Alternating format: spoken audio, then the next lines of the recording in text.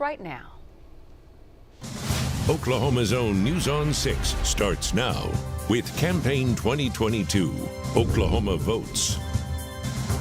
We do thank you for joining us on Northeast Oklahoma's most comprehensive election coverage tonight. I'm Lori Fulbright. And I'm Craig Day. There is a lot at stake and with these elections, and we'll be with you throughout the evening tonight. We're following these races closely, and so are the candidates. Of course, and we have crews spread out all across the state at the major watch parties. Let's go first to News on 6's Jonathan Cooper in Oklahoma City with Governor Kevin Stitt's campaign. Jonathan? Craig and Lori, now that the polls are closed, Governor Kevin Stitt is hoping he does not have to wait long to hear that he has won the Republican nomination for governor. The governor, of course, is a heavy favorite in this race. He's facing against three other people. There's other watch parties happening here tonight as well. The governor is seeking a second term as governor in the state of Oklahoma. He's facing three challengers, as I mentioned, in the Republican race. They are Joel Kinsel, Mark Sherwood, and Moira McCabe. They are all running but are down very heavily in the polls. Stitt needs just 50% of the vote to avoid a runoff. We spoke to Kevin Stitt just about an hour and a half ago. He says he has grown a lot as a leader over the past 4 years. He praised his administration and lawmakers in getting teachers a pay raise in 2019. He also talked about what they've done for rural schools. He was asked about what some have called his contentious relationship with Oklahoma tribes. He said that perception is exaggerated by the national media, and he supports tribes and is very proud of his Cherokee heritage. Stitt says he does not want 6 different jurisdictions across the state in wake of the Supreme Court's ruling on tribal jurisdiction. And this is what he said when we asked him what happens if he gets reelected. And we do not have that sound right now, but we'll hope to get it for you in just a little bit. This watch party is open to all of his supporters. More and more people are filing in right now. The governor is also supporting Attorney General John O'Connor, who is here tonight as well. Craig and Lori, I'll send it back to you. All right, Jonathan, thank you so much. State Superintendent Joy Hofmeister is making her first run for governor. News on 6's Brian Dorman joins us live from Hofmeister's watch party. Brian? Yeah, Craig, Lori, good evening to you both. Who doesn't love a party, right? And this one kicked off about 30 minutes ago with the doors opening here. We're at Rococo, a fancy little restaurant here in the north side of Oklahoma City for State Superintendent Joy Hofmeister's watch party tonight. We were expecting about 75 people to be in attendance. I can tell you the folks that are already here are very, very excited.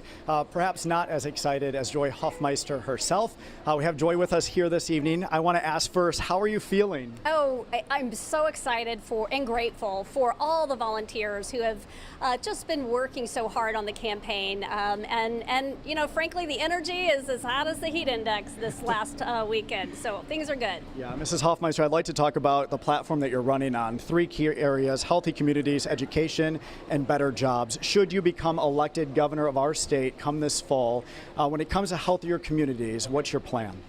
You know, well, first and foremost, I'm an independent thinker, and like a lot of Oklahomans, I value faith and family, education, and hard work. So when we think about what it takes to have safe and healthy communities, you know, it really starts with having access to quality, affordable health care. That means mental health support. That means also having the kind of education system that can support our children, and that we are working to have jobs so that Oklahomans can deal with this inflation and also have great, meaningful jobs for families. All right. How about when it comes to job creation? I know that you're very passionate about that. I know your focus is on STEM fields.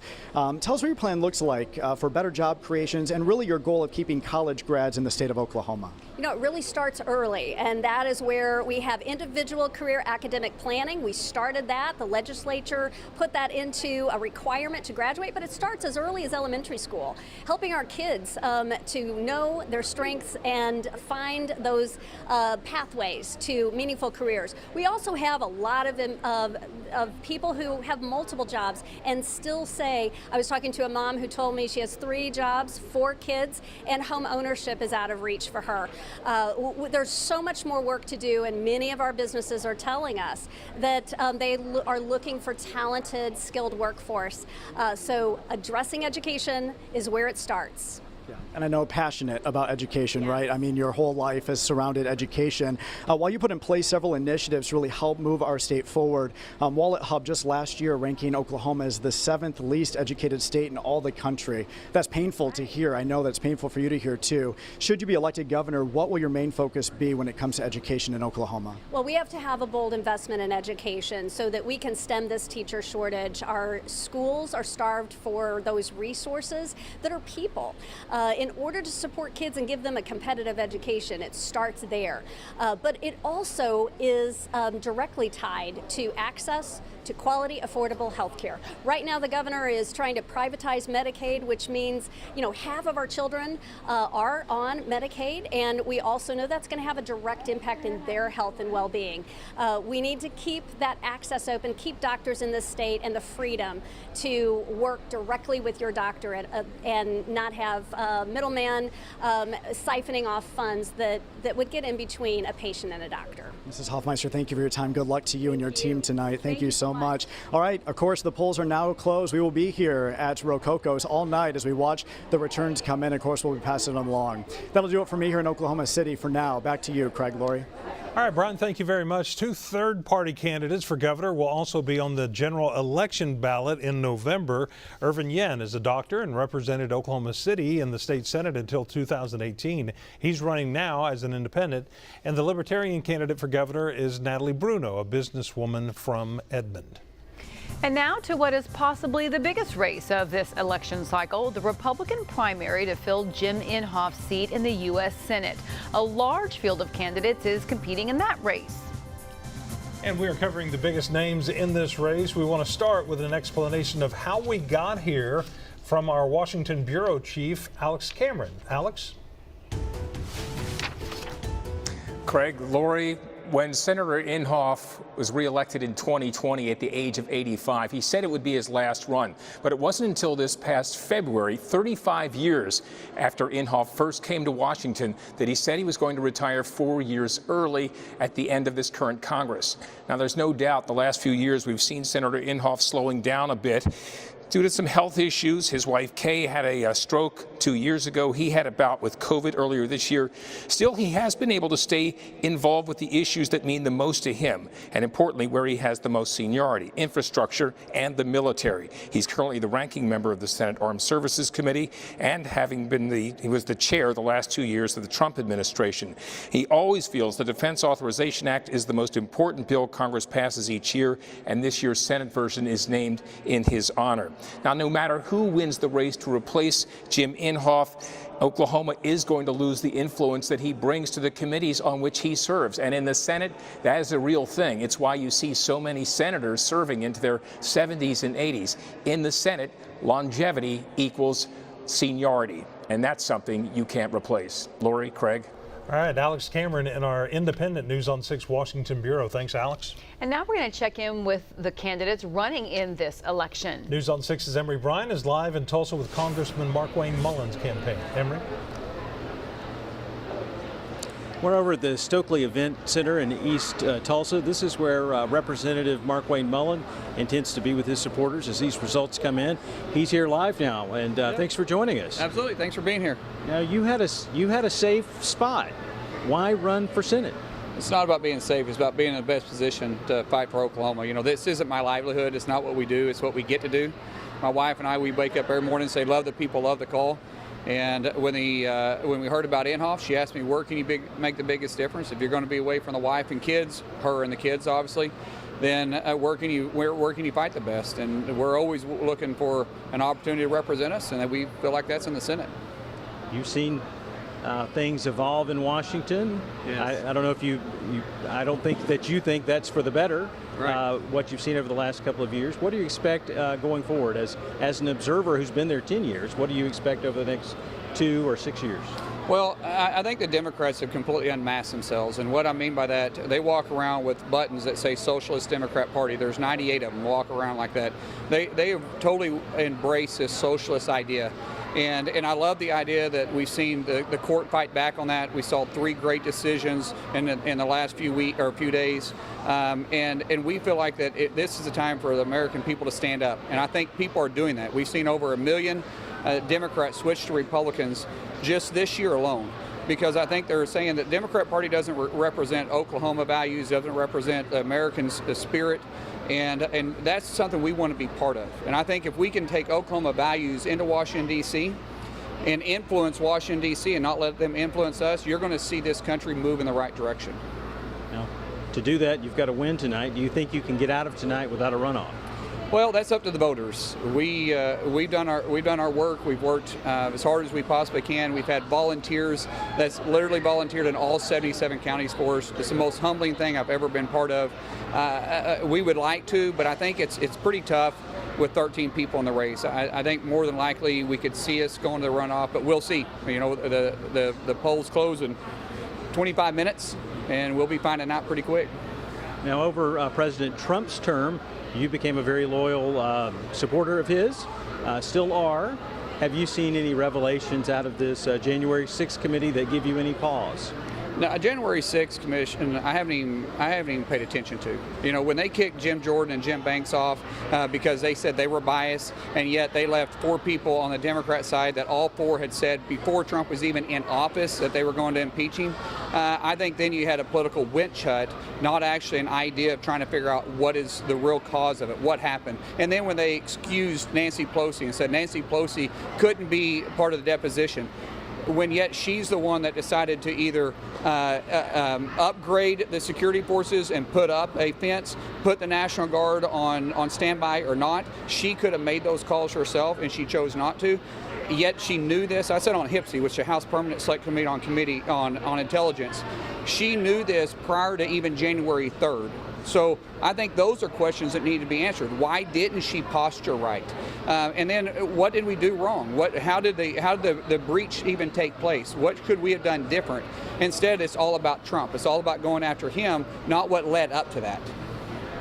I want to wrap up on the election. One more thing. Now, if you, whether you make it out of here without a runoff tonight, go on to the fall, will you participate in a debate with your opponent, whoever that is? Absolutely. We tried to we did participate in 3. There was 5.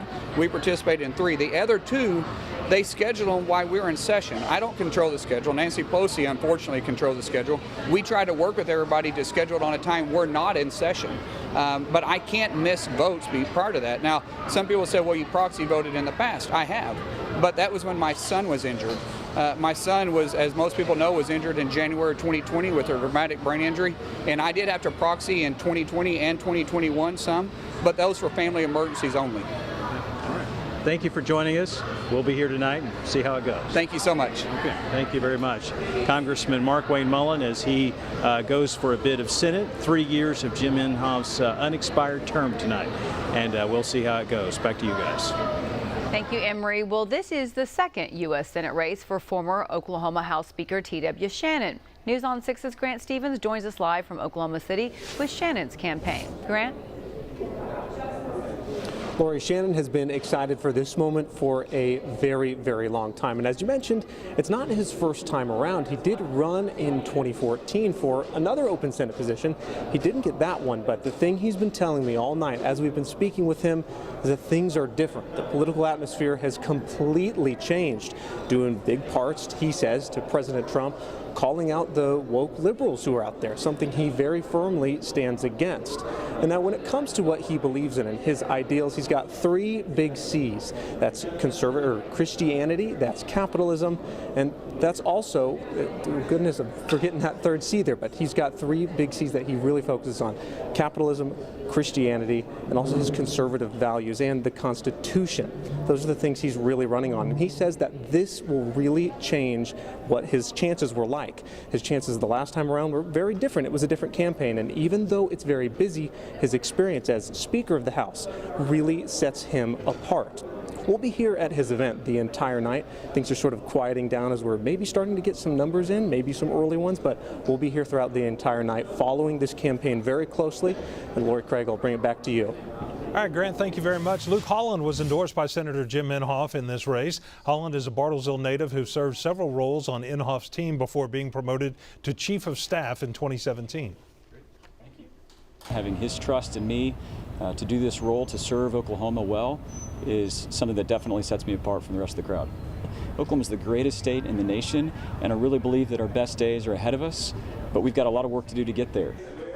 Mullin's campaign has struggled to gain momentum, and he has never really polled above single digits, at least not yet. Broken Arrow State Senator Nathan Dahm originally filed to run for James Lankford's U.S. Senate seat, but then switched races when Senator Inhofe announced his retirement. News on 6's Chin Doan is live in Broken Arrow with his campaign. Chin?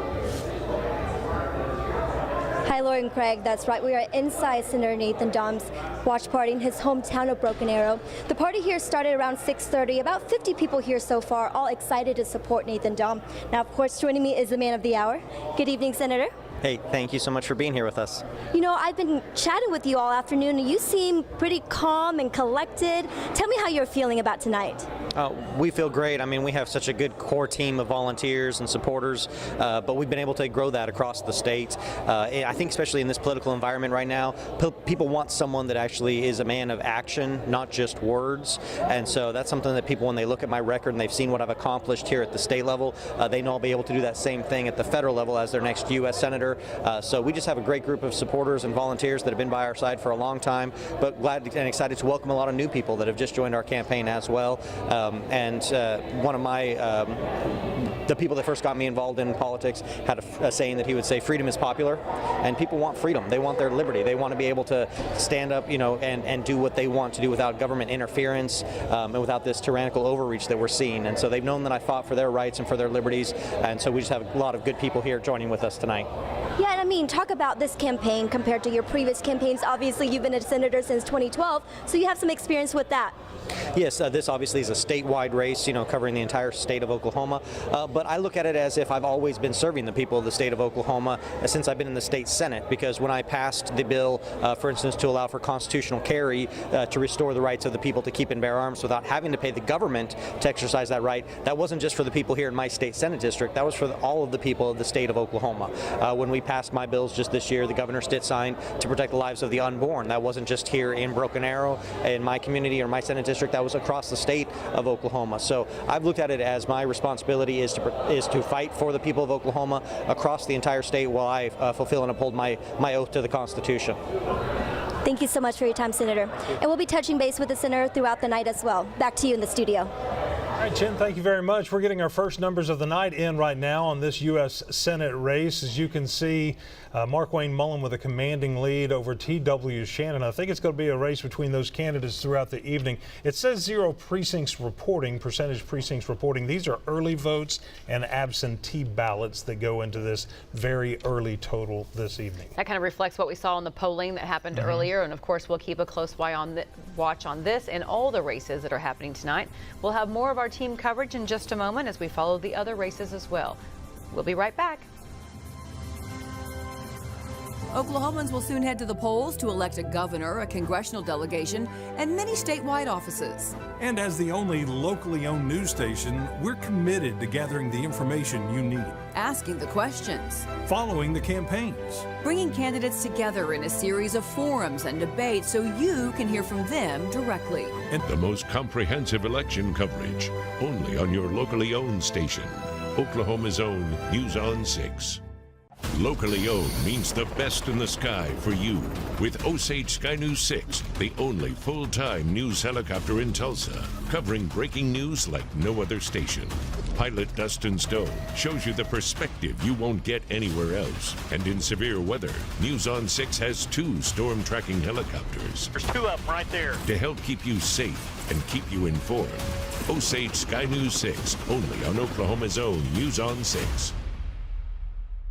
I was thinking we could bust out a little robotic rap. This is more than theoretical. It's for real, not hypothetical. One show will make your night comical. And the fun so astronomical. It's only logical. Big Bang Theory. Watch it all the time. Zingo. So robotic and a bit neurotic. Part mechanical, totally hysterical. And just in case you forgot, you're in my spot. The Big Bang Theory, weeknights on Tulsa CW. Our roots are deep in Oklahoma soil. Our company's been growing here for more than 100 years. From the days of Indian territory through 2 world wars, we supplied food. And as the first lights of television flickered, we began sharing news with you so you could see our history as it was being written. We've been with you, Oklahoma, through it all. That's why we will always work to keep you safe, informed, and entertained. We are Oklahoma's own News on 6. Campaign 2022, Oklahoma votes. Good evening once again. We are watching election returns as they come in from across the state tonight. Of course, the polls closed about 20 minutes ago. We are following Republican and Democrat primaries for governor quite closely. And as you can see, Governor Kevin Stitt so far in the early voting has 67% of the vote. And you can see there's a big gap between him and the next three listed on that page. Now, on the Republican side, Governor Kevin Stitt is running, of course, for re-election, as we just saw. And there are those three other opponents on the ballot as well. News on 6's Jonathan Cooper is with Governor Stitt's campaign in Oklahoma City as we get a look at some of those early numbers. Jonathan? Well, Lori, there's a lot of excitement here in Oklahoma City. There are hundreds of people that are here at the First National Building downtown to watch this campaign. Kevin Stitt is seeking a second term as governor of the state of Oklahoma, and he is a heavy favorite to win the Republican nomination. The governor is sharing this watch party with Attorney General John O'Connor, Secretary of Education Ryan Walters, who is running for state superintendent, and Congresswoman Stephanie Bice. Stitt told us this evening he is proud of what he's accomplished as governor and has grown a lot as a leader. He praised his administration's accomplishments like a teacher pay raise in 2019 and funding for rural districts. He also talked about the economy and says that if he is elected for a second term, that will be a big focus. He says he wants to lower taxes and help Oklahomans struggling with inflation. The governor just needs 50% of the vote to avoid a runoff. And as you guys just mentioned, he is doing well so far in avoiding that runoff. Craig, I'll send it back to you. All right, Jonathan, thank you very much. On the Democratic side, State Superintendent Joy Hofmeister is facing off against Connie Johnson. Right now, 0% of the precincts reporting. Basically, the early voting is coming in and the absentee ballots. That's what they're counting now, but still a pretty good lead for Joy Hofmeister right now. She announced her campaign last year, switching parties from the Republican to Democratic parties in hopes of challenging Governor Stitt. And let's go right now to Brian Dorman, who is at her watch party this evening. Yeah, Craig, good evening to you. A lot of excitement here at Joy Hofmeister's watch party. She's making her media rounds right now. Hofmeister is currently serving her second term as state superintendent. Her platform centers around getting our state's economy back on track, but her primary focus is on education. She wants to continue to work to strengthen our schools and make sure that our kids are not only well educated, but start their careers in Oklahoma and stay long term. She's also focused on internet accessibility for all students, protecting kids safely while they're on the internet, and addressing the statewide teacher shortage that we're pegged with right now. It was a major announcement in October when Joy Hofmeister announced she was leaving the Republican Party. That announcement came in October, telling us today that she believes Governor Kevin Stitt hijacked the Republican Party, saying he has, quote, pandered to extremism, and Oklahomans are telling her they are tired of it. Hofmeister, Craig, as you mentioned, is up against Connie Johnson in this race tonight. We will be here in Oklahoma City all night long, keeping an eye on the results. Back to you. All right, Brian, thank you very much. We appreciate it. Let's go to the U.S. Senate results that we're getting right now for Jim Inhofe's seat. Again, Markwayne Mullin with a commanding lead right now. We're over T.W. Shannon, Luke Holland in third, Nathan Dahm at 11% there in fourth place. And of course, the winner here will face off against Democrat Kendra Horn in November. Of course, we will have there are a number of more additional candidates in that race. Right. We'll have more on how they're doing coming up a little later this evening as well. But we're going to continue to follow some of these races all night long tonight. Our coverage is also streaming online right now and on our apps. We'll be doing that until 9 o'clock this evening. And of course, join us back here starting at 9 for continuing coverage of Campaign 2022.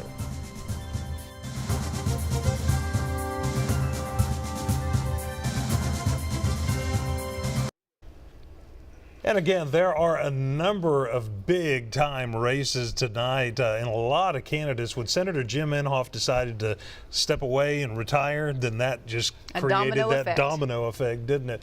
But we also want to get to some of the other statewide races. For state treasurer, the candidates are recently resigned Oklahoma County Clerk David Houghton, State Representative Todd Russ, and Oklahoma Tax Commissioner Clark Jolly. As you can see, there are the numbers coming in there. And then also for Labor Commissioner, the candidates are incumbent Leslie Osborne, Hominy State Representative Sean Roberts, and Keith Swinton, who ran for the same position back in 2018. And you can see those numbers 55% down to 12%. Let's go to the Republican primary for Oklahoma Corporation Commission right now. Kim David in the lead with 46% of the early vote. Again, we want to stress this is early, just 25 minutes since the polls closed, followed by Tom Thompson with 24%, Justin Hornback and Harold Spradling in that race as well. And our election coverage will continue in just a moment as we check in with the Republican candidates for Oklahoma Attorney General. Stay with us.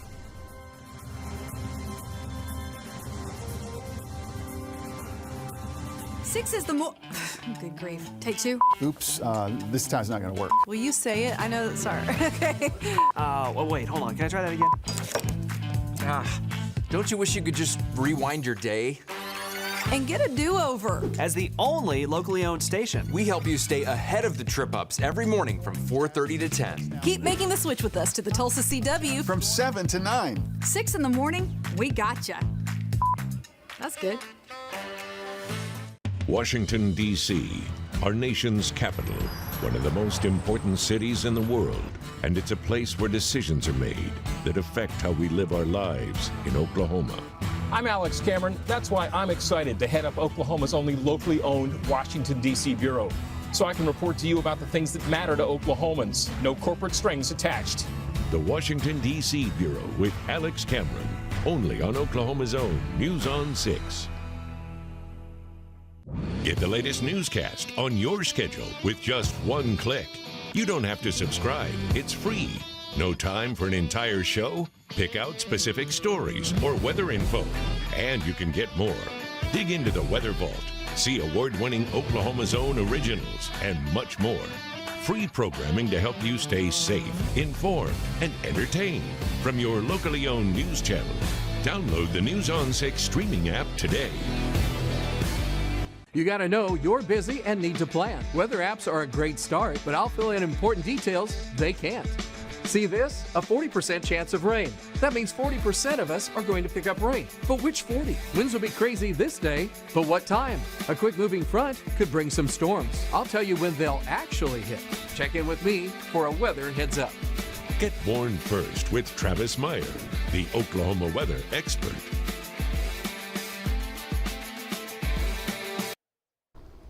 Welcome back to our live team coverage of the primary elections in Oklahoma. There are 2 Republicans running for state attorney general. John O'Connor has been the AG since last summer when he was appointed by Governor Kevin Stitt. He's being challenged by former Air Force pilot and 2018 attorney general candidate Gentner Drummond. In that race, Drummond lost by only a few hundred votes. Well, look at the results now. Again, early returns showing that Gentner Drummond from Tulsa, businessman, 57% compared to John O'Connor, who is currently sitting as Oklahoma's Attorney General. News on 6's Brooke Griffin is live in Oklahoma City with John O'Connor's campaign tonight. Brooke? Well, right now a big topic within Attorney General incumbent John O'Connor's campaign is what he considers federal government overreach. Now, O'Connor says that issues such as abortion should be left for each state to decide individually, not on the federal level. He says if he is elected in the fall, he will continue to fight against the federal government for what he believes is right. In his time in the AG's office, O'Connor has said that he wants to overturn the Supreme Court's ruling on tribal jurisdiction, and he supports the justices overturning Roe v. Wade. He has also sued the federal government over mandatory vaccinations for the National Guard, and he played a key role in the state of Oklahoma resuming executions of more than 30 death row inmates. O'Connor says that he has sued the Biden administration 15 times in the past 11 months, and he will continue to do so if he feels necessary. We're going to fight the federal government overreach where they try to come down and take over Oklahoma. And we're going to continue that. There's a lot of work to be done. And like y'all said, the polls have now closed here in Oklahoma, and the watch parties are definitely more than already underway. And O'Connor says that he is very excited to start seeing those results come in. Craig and Lori, back to you. Look, thank you very much. The Republican primary winner will face Linda Steele in the general election. Steele, an Oklahoma National Guard veteran, is running as a Libertarian. No Democrats filed to run for state attorney general. And again, we'll go to Gentner Drummond's watch party in Tulsa coming up in just a little bit. But first, let's check back in with some of the biggest races of the night in the Republican primary for Oklahoma governor. As you can see, Kevin Stitt well ahead of those other three candidates. And on the Democratic side of the same race, let's look at those results. Joy Hofmeister with a commanding lead right now. Again, the state superintendent who switched parties from Democrat to Republican to run against Kevin Stitt, or from Republican to Democrat rather, to run against Kevin Stitt, 65% to Connie Johnson's 35%. And in the Republican primary for Jim Inhofe's U.S. Senate seat, as you can see, Markwayne Mullin here at 44%, T.W. Shannon at 19%, Luke Holland coming in at 12%, Nathan Dahm at 11%. Those are some of the top front runners right there. This is going to be an interesting race to watch throughout the night tonight to see if there's enough differential between the top two candidates to actually go to on or to go to a runoff. Right. Anybody's guess at this point, yes, with the early results. Okay, voters in 3 counties are deciding whether to approve Sunday liquor sales in McIntosh County. Let's go to the results of that. Again, these are early results, 55% to 45%, but not a lot of votes separating those totals right now. So, of course, we'll watch that throughout the evening as well. In Nowata County, the same question is on the ballot as well. If we can go to those results, and it's also in Okmulgee County. We'll try to get to those results coming up. There's the Okmulgee County results, but again, not a big number differential, percentage-wise, 54 to 46%. So we'll keep, of course, watching all of these numbers as they come in, and we get more definitive answers as the night goes on. And right now, Sunday liquor sales are legal in 7 counties, including Tulsa, Creek, and Muskogee counties as well. News on 6 coverage of Campaign 2022 Oklahoma votes will continue in just a moment. Oklahomans will soon head to the polls to elect a governor, a congressional delegation, and many statewide offices. And as the only locally owned news station, we're committed to gathering the information you need, Asking the questions, following the campaigns, bringing candidates together in a series of forums and debates so you can hear from them directly. and decide for yourself. The most comprehensive election coverage, only on your locally owned station. Oklahoma's own News on 6. Locally owned means the best in the sky for you. With Osage Sky News 6, the only full-time news helicopter in Tulsa, covering breaking news like no other station. Pilot Dustin Stone shows you the perspective you won't get anywhere else. And in severe weather, News on 6 has 2 storm tracking helicopters. There's 2 of them right there. To help keep you safe and keep you informed. Osage Sky News 6, only on Oklahoma's own News on 6. I was thinking we could bust out a little robotic rap. This is more than theoretical. It's for real, not hypothetical. One show will make your night comical. And the fun so astronomical. It's only logical. Big Bang Theory. Watch it all the time. Zingo. So robotic and a bit neurotic. Part mechanical. Totally hysterical. And just in case you forgot, You're in my spot. the Big Bang Theory, weeknights On Tulsa CW. Our roots are deep in Oklahoma soil. Our company's been growing here for more than 100 years. From the days of Indian territory through 2 world wars, we supplied food. And as the first lights of television flickered, we began sharing news with you so you could see our history as it was being written. We've been with you, Oklahoma, through it all. That's why we will always work to keep you safe, informed, and entertained. We are Oklahoma's own News on 6. Welcome back to our coverage. The Associated Press now says that James Lankford has won his primary for the U.S. Senate seat. Of course, he was first elected to the U.S. Senate after Senator Tom Coburn retired back in 2014. So it didn't take long, 34 minutes since the polls closed, and the Associated Press already calling that race. We will want to go live right now to News on 6's Amy Slanchik, who's with the senator's campaign right now. Amy? Craig and Lori, that call made by the AP just about 5 minutes ago. Initially, no reaction in the room. Took a few minutes for that news to trickle down to everyone. And now we're starting to see some movement, perhaps the senator making his way to the stage momentarily to give his victory speech as he moves on to the general election in November to fight for re-election to the U.S. Senate. Looking at the Oklahoma State Election Board website, he did carry about 73% of the vote tonight. Of course, just over 1% of the precincts reporting, but again, the AP going ahead and calling that race. Looks like we're getting ready to make a move here, but we'll go ahead and show you some video of him voting earlier today with his wife, Cindy. And he went into the night, of course, with a very comfortable lead against his two opponents. Looking at our Sooner poll from about a month ago, showing about 74% of those polled saying they would vote for Lankford. And sure enough, here we are with those polling numbers coming in at 73%. Before being elected senator, Lankford served 2 terms in the House. His recent endorsements include those from the Tulsa Firefighters PAC and the National Right to Life Committee, which applauded his pro-life voting record. Our crews were there today as Lankford voted, and he emphasized the importance of voters being engaged in primary elections. People are apathetic, especially in a primary time period. They say, I'll only vote in November. They miss out on the opportunity to be able to help select people for the parties and then help select people for the next level.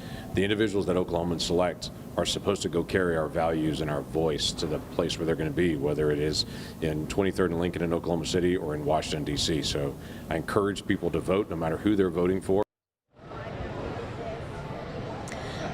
And still waiting for the senator to make his way to the stage. We expect that to happen momentarily. Live in Oklahoma City, Amy Slanchik, Oklahoma Zone, News on 6. Thank you, Amy. And of course, we were talking about the Oklahoma Attorney General's race just a few minutes ago, and Gentner Drummond is trying to unseat the incumbent John O'Connor. Of course, the last time he ran for this office, he lost by just a few hundred votes. News on 6's Shannon Russo is at his watch party tonight with the latest. Shannon? And Lori, he lost so closely. Just to understand how close that race was 4 years ago, it was the runoff with Mike Hunter. About 300,000 people voted in that runoff. The difference, 271 votes. That is what sent Mike Hunter to the Attorney General's office, and why we're seeing Gentner Drummond here again tonight, running. Hopefully taking that over is what he's hoping, taking that over in January of next year. You can see around me this place certainly a lot busier than where we were an hour or so ago. I'm trying to do a head count here to keep up with the people coming in, but the last time I counted, I had about 65 to 75, and I can tell you that has gone up quite a bit in the past 10 minutes. I would say easily 100 people here, 125. Mr. Drummond himself did walk in earlier tonight, probably around 7:15 is when we saw him come in. We have video of that moment, and he walked around, made sure to meet with each supporter here tonight individually. We saw him shaking hands with people, just having kind of intimate conversations with them, including Dr. Robert Henson. And Dr. Henson is from the Guyman area. He drove 6 hours earlier today just to be here for this watch party tonight. He says he's been supporting Gentner Drummond for the past 4 years. He first reached out to him saying he would love to help with volunteer efforts in the Oklahoma Panhandle. He sent his email, his phone number in, thinking nothing would come of it. He was shocked to find out when he got a phone call from Gentner Drummond himself, thanking him for the support, getting him plugged in on ways to help with his campaign. And Dr. Henson says that is something that he really appreciates. We got a chance to hear from him about another personal reason why he's hoping to see Gentner Drummond take over in the AG's office next year. Take a listen. I have a incurable autoimmune disease called myasthenia gravis. And when Gentner found out, since last April, he hasn't missed a month calling me and checking on me. And Dr. Dr. Henson says some of his best friends don't even check on him that often, and he really appreciates that. Gentner Drummond, we mentioned this earlier, Lori and Craig, we have been told he is not going to be doing any interviews, answering any questions until all the results are in tonight. Again, he's hoping things go in his favor this time around, unlike what happened 4 years ago, and I'm told he's feeling pretty confident with those results starting to come in. Live in Tulsa, Shannon Russo, Oklahoma's own News on 6. Thank you, Shannon. While Congressman Markwayne Mullin runs for the U.S. Senate, the race to replace him in the House of Representatives is by far the most crowded of the evening. And this may turn out to be the most interesting race of the night as well. News on 6's Ashlyn Brothers joins us now with a closer look at how things are going for that 2nd congressional district in Oklahoma. Ashlyn? Yeah, well, Lori and Craig, a large pool of candidates fight for Oklahoma's U.S. House District 2 seat, which represents dozens of counties in eastern Oklahoma. It makes up roughly a fourth of the state. The list of candidates fighting to represent much of eastern Oklahoma includes several Native American tribal members, law enforcement officials, small business owners, as well as former and current state lawmakers. Now, we're still very early on in counting the ballots, but of the 14 candidates right now, we've got Josh Brackeen, Avery Fricks, Johnny Teehee, and John Bennett that are doing very, very well. And then just below Bennett is Guy Barker, and he is an 8th generation Oklahoman. We did get to catch up with him. He's a small business owner of an oil and gas company and a petroleum engineer, as well as a member of both the Osage and Quapaw Nations, serving as the head financial officer of the Quapaw Nation. Now, Barker's campaign spells out he's pro-life, pro-guns, pro-jobs, and aims to restore affordable gas and energy, stop runaway inflation, and return to law and order, and end the Biden administration's open borders to tackle the drug crisis and stop increasing crime. Markwayne Mullin says it as well, that we have to start changing the resume we send to Washington. I'm an oil field professional. We're not focusing on some of the issues that affect every single one of us every single day, whether it be our savings account, checking account, the costs of groceries and the cost of living, as well as the cost of gas in our tanks. And again, Barker is just one of 14 candidates. A lot of them have a lot of the same issues. They're running with a similar platform. The front runner needs more than 50% of the vote to win with the Republican primary. Otherwise, the top 2 candidates will have a runoff in August before facing the Democratic and independent candidates in the November general election. Well, it's on to November 8th. We got a next show to go. And I have to tell you, we are so grateful to the campaign team and to the volunteers, many of them that are here, many of them that are still coming. We are so grateful to so many people that were so involved in this campaign. This campaign is not about us. It's always been about us. It's not just our family. It's who we are as a state, and it's the values that we represent. We understand that we've got to be able to carry the responsibility of who we are as Oklahomans to Washington, D.C. But this is truly us that has done this together, and we're grateful to represent our state in this. We are one state, but our one state will make a difference this November as Republicans are trying to retake the Senate of the United States. There's a tremendous amount that's got to get done that we're all experiencing right now. Gas prices, inflation, rampant illegal immigration, national debt, healthcare costs and availability, supply chain problems. Russia and China are both on the move, and they intend on controlling the world in the region of their world. There are big issues that we've got to get right. Things like opportunity for every single American, regardless of what neighborhood or community they're from, an opportunity for every single American. Religious liberty, dealing with health care, prescription drugs and availability. Illegal immigration is worth the fight. We have 2 million people that have illegally crossed our border just in 1 year. In the last 4 months now, we've had 1 million people illegally cross our border just in the last 4 months. This is an epidemic issue. We're a nation of immigrants, but we're also a nation of laws, and we should honor those laws. Our nation's in a huge debate right now on a very simple issue. Are are children valuable? We believe every child is valuable. Every child. We don't believe that there are some children that are disposable and there are some children that are valuable. We believe every child is valuable. We believe that child sucking their thumb and kicking their feet in the womb is just as valuable as that child sucking their thumb and kicking their feet in the crib, because that is a child and it's worth speaking out for that child. I have been honored to speak for the issue of life more than any other senator over the last several years, because this is not just my core belief, it's a core belief of who we are.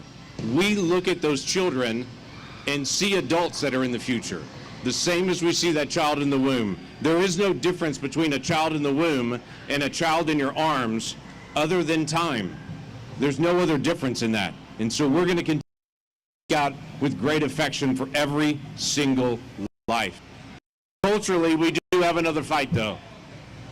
There's an issue that's rising up in our culture that we do need to be able to speak out on. I have more and more people that come up to me and will poke me in the chest and say, you work for me and you have to do what I say. I smile at them and I think, it's pretty bold to say the other 4 million Oklahomans don't count, only you count. But I get where they're coming from. But we're distancing ourselves from our most basic, foundational, constitutional principle. The first word of our Constitution is the word we. I don't work for me, I work for we. And there's a big difference in that. For individuals that come and say, I have individual rights, I say that's true. We as a nation are a nation of individual rights. But we are also a nation that believes strongly in we, the people. We have difficult issues we're going to deal with in the future. We have challenges as a nation. We have things we've got to be able to do. And we believe, as conservatives, the principles that we stand for help every community and every neighborhood of every race, of every background. Those conservative values matter. That's why we stand on those values, because we believe it helps every single person. When they're put into practice, opportunity rises. People are able to rise. Families are able to rise. Parents are able to make decisions. Children are able to have opportunities even greater than their parents, because we believe in these basic conservative principles that rise, we the people. I am unashamedly conservative, but I'm also unashamedly passionate about sharing our values and engaging in the issues to win over hearts and minds. Yes, that means most of the time I'm not yelling at people, but it also means I'm always trying to persuade, because I believe these values help, and it will cause our nation to rise. Those are values worth fighting for in the days ahead, and that's what we'll continue to be able to fight for. Quite frankly, from my perspective, that's not just an American value, it's also a biblical value. I would tell you this, Jesus' teachings were pretty radical. He said radical things like love your enemies and pray for those who persecute you. That's a pretty radical statement, I have to tell you. But we put that into practice in daily life, and we put that to practice even in politics. That the people we disagree with, by the way, clearly are wrong, but the people we disagree with are not our enemy that we have to hate. We engage. We choose to love our enemies. We choose to be able to engage with people we disagree with, because we believe in these principles so strong, and we know what it has done for our families, and we know it'll do it for other families as well. This is we the people, and we are engaging to be able to turn things around. For us and our family, we've had a key verse that we've carried through this whole campaign. Not to us, Lord, not to us, but to your name be the glory, because of your great love and faithfulness. We are grateful for God's faithfulness, and we are grateful for the faithfulness of so many people that have walked along this journey with us. Now, it's on to November 8th. God bless y'all. We look forward to getting a chance to be able to visit tonight. Thanks for being here. Let's have some fun.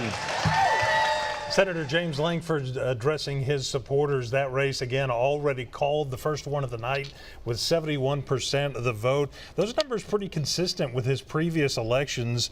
He replaced Tom Coburn with 50% of the vote in that special election primary, then went on to get 68% in that vote in November. Then when he was reelected, got 68%, and here he is at 71% in the primary. And he talked very much about the work ahead of him still to do in Washington after November. He talked about how it's important to value every single life, to give everyone from every neighborhood the equal opportunities. And he said that illegal immigration is a fight worth fighting for him. He pointed out that there have been 1 million illegal immigrants crossing the border in the last 4 months compared to 2 million in all of last year. So he said that is something that we must address as well. So he went on to say there's a lot of work to be done. He does say at the end that the people who disagree with him in D.C. are not enemies and not someone to be shouted down, but to someone to be engaged with and to work for the common good, the greater good. So on he moves. On to November, he says. Yes, on he moves to November. That's when we'll see him again next. Well, we'll see him in a lot of commercials before then, right? Probably just like all the other candidates. We'll have much more of our coverage of 2022 Oklahoma votes coming up in just a moment. 6 is the more. Good grief. Take 2. Oops, this time's not going to work. Will you say it? I know. Sorry. Okay. Oh, wait, hold on. Can I try that again? Don't you wish you could just rewind your day? And get a do-over. As the only locally owned station, we help you stay ahead of the trip-ups every morning from 4:30 to 10. Keep making the switch with us to the Tulsa CW. From 7 to 9. 6 in the morning, we gotcha. That's good. Washington, D.C., our nation's capital, one of the most important cities in the world, and it's a place where decisions are made that affect how we live our lives in Oklahoma. I'm Alex Cameron. That's why I'm excited to head up Oklahoma's only locally owned Washington, D.C. bureau, so I can report to you about the things that matter to Oklahomans. No corporate strings attached. The Washington, D.C. Bureau with Alex Cameron, only on Oklahoma's own News on 6. Get the latest newscast on your schedule with just one click. You don't have to subscribe. It's free.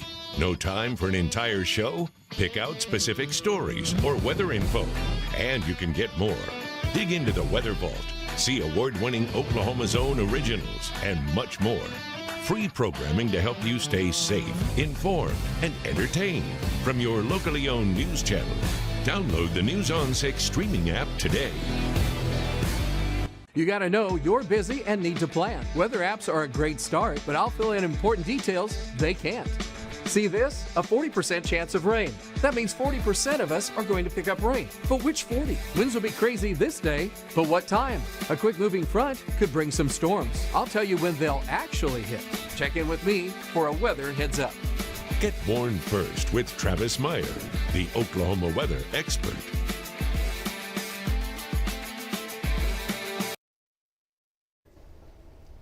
Welcome back to our coverage. Scott Mitchell is our News on 6 political analyst, and he joins us now from Oklahoma City.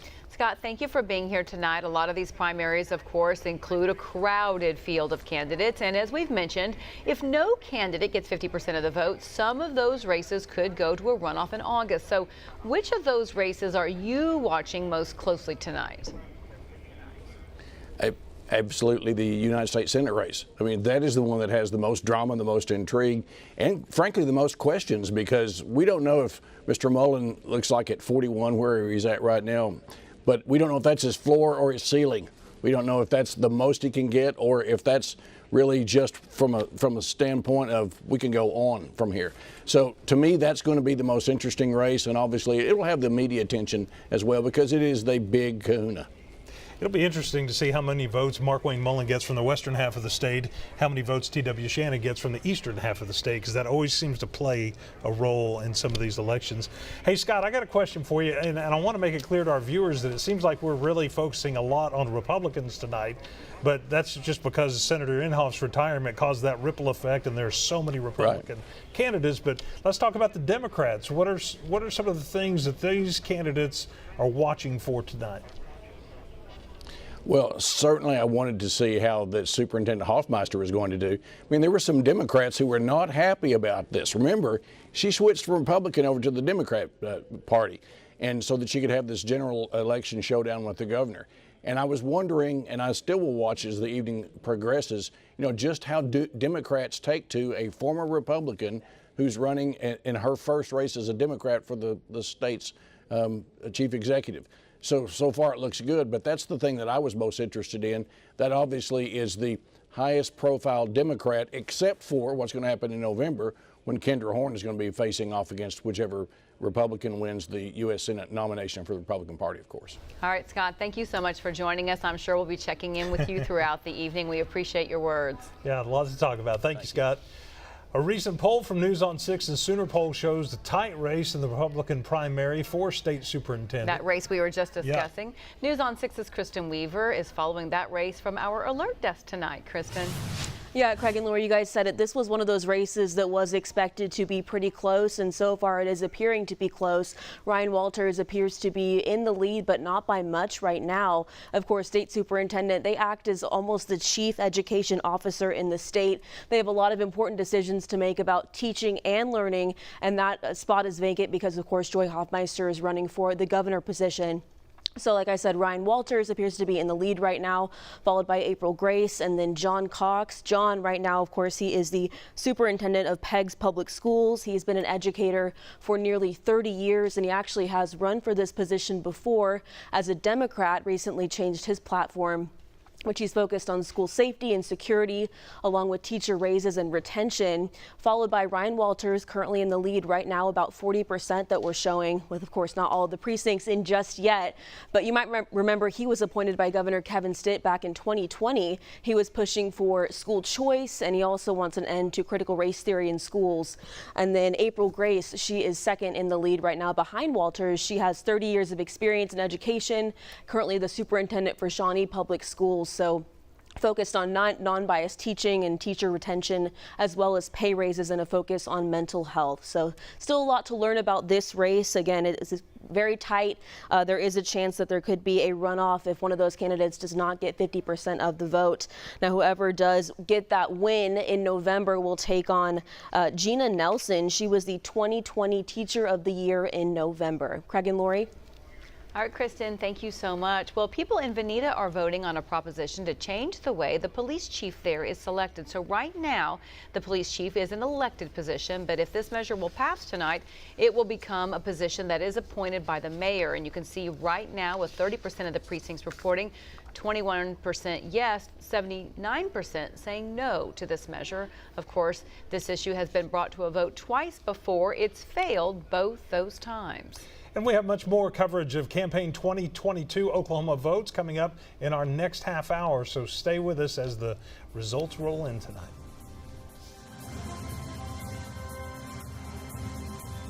An average day can change in an instant. We do have hazmat out here. Who has been stranded. But as your neighbors at the only locally owned station, we're here to let you know. More than 25 water rescues. There was a lightning strike. Bring them to safety after an explosion. With the only helicopter and the passion to keep you safe and informed. Right now, when it counts. It's a tornado. It's a tornado. On the ground. See the best breaking news coverage on Oklahoma's own News on 6. I heard about you. You're that smart kid. Young Sheldon, boy genius on Origin Story. Yes, that's me. A small town boy. Young man. Yes, you. With supersonic hearing. Visionary vision. Cheeky little Miwan, you know you don't belong there. A delicate palate. What's he drinking? Pork chopping gravy.